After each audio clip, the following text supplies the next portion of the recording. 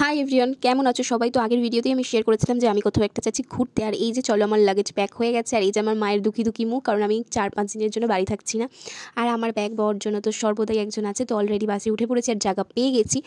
তো এখন বাজে 7টা আর আমি স্টেশনেও চলে এসেছি। আর এই যে ফোন কভারগুলো আমারও একটা প্রয়োজন ছিল, তাই আমি নিয়ে নিলাম এখান থেকে একটা ফোন কভার। এখানে অনেক কিউট কিউট ছিল। তারপরে আমি যাচ্ছি এখন স্টেশনে। আর এখানে আমার সবথেকে বড় কাজ এই লাগেজটাকে বয়ে বেড়ানো। তো আমি খুব হাঁপিয়ে গেছি এই লাগেজটাকে বইতে বইতে।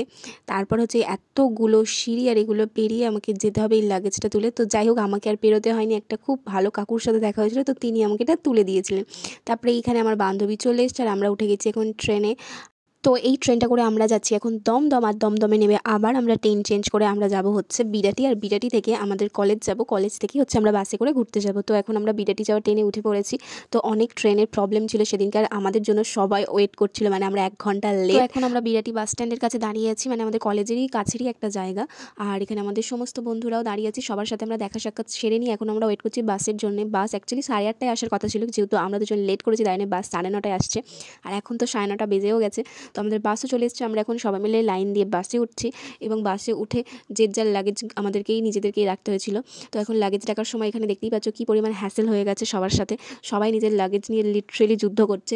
তো এই যুদ্ধটা শেষ হওয়ার পর, নিজেদেরকে কিছুটা টাইম দেওয়ার পর, আমরা এখন নাচানাচি শুরু করে দিয়েছি। কারণ অনেকটা জার্নি, 10 ঘন্টার জার্নি। আর এই 10 ঘন্টার জার্নিতে চুপ করে বসে থাকলে হবে না, কিছু না কিছু করতেই হবে। তো আমরা নাচ শুরু করে দিই। কপিরাইটের কারণে আমি গানটা এখানে দিতে পারলাম না, কিন্তু তোমরা গেস করো তো এখন কোন গান চলছে।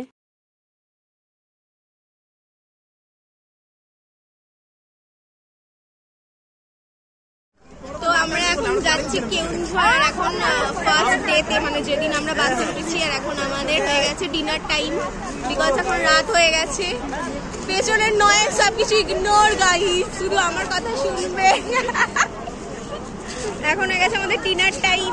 আর এখানে আমাদের দলবল সব খাবার, একটা করে এক একজনের। রাত্রির ডিনার এটা। ডিনার করে কি দাও? ক্যামেরা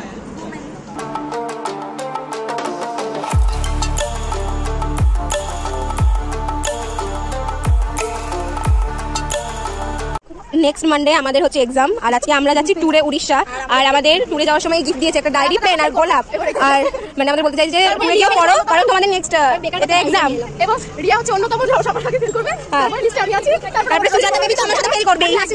আমি যদি ফেল করি সুজাতাও ফেল করবে, কারণ আমাদের মধ্যে নেক্সট মানডে আমাদের এক্সাম। আর আজকে কলেজ থেকে আমরা ট্যুরে যাচ্ছি উড়িষ্যা। আর এইসব ডায়েরি পেন দিচ্ছে, সবাই ফেল করবো আর আমি তো সবার আগে ফেল করবো। এখন বাজে রাত 2টা আর আমরা পৌঁছে গেছি কোলাঘাট। আর এখানে আমরা সবাই মিলে একটু চা খাচ্ছি। তো বাসে তো নাচা গানা এখনো চলছে। আর আমাদের বন্ধু 1/2 টাকা দিয়েছে ট্যুরে, তাই জন্য ও সিটি পায়নি, অন্যের কোলে বসে যেতে হচ্ছে। তো ফাইনালি 332 কিলোমিটার জার্নি করার পর আমরা পৌঁছেছি কেওনঝড়। তো 10 ঘন্টা বাসের মধ্যে গত রাত থেকে রয়েছি আমরা। আর আমাদের বন্ধু এখন খুশিতে নাচছে, কারণ আমরা কেওনঝড় পৌঁছে গেছি। আর এই যে চারপাশটা দেখো একটু তোমরা, জাস্ট অসাধারণ ভিউ।